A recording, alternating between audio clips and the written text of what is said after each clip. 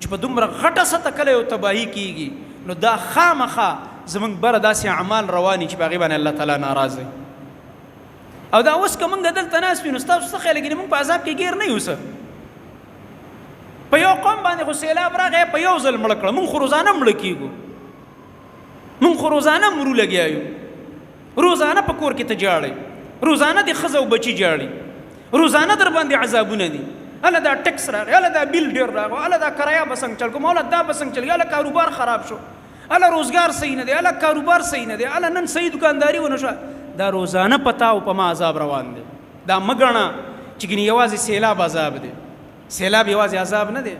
دا چې ته دا زړه خورې دا چې دا ذهني ټینشنونه درته لګېدلي دي دا چې کومې پریشانۍ نه روزانه په خپل کور او په بازار او په ماحول کې ګورې دا هم عذاب دی هر سړی په یو خپل طور باندې عذاب کې مبتلا دی دا یاد ساته عذابونه په مختلفو شکلونو وي یوازې سیلاب خو عذاب نه دی یوازې زلزله خو عذاب نه دی یوازې دا خو عذاب نه دی چې بس ځمکه وشلېږي او ته پکې دن نشي د عذابونو مختلف صورتونه دي زما محترم ورونو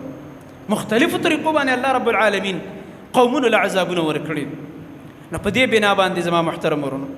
د الله رب العالمین د عذابونو نه پناه غوښتل پکار دي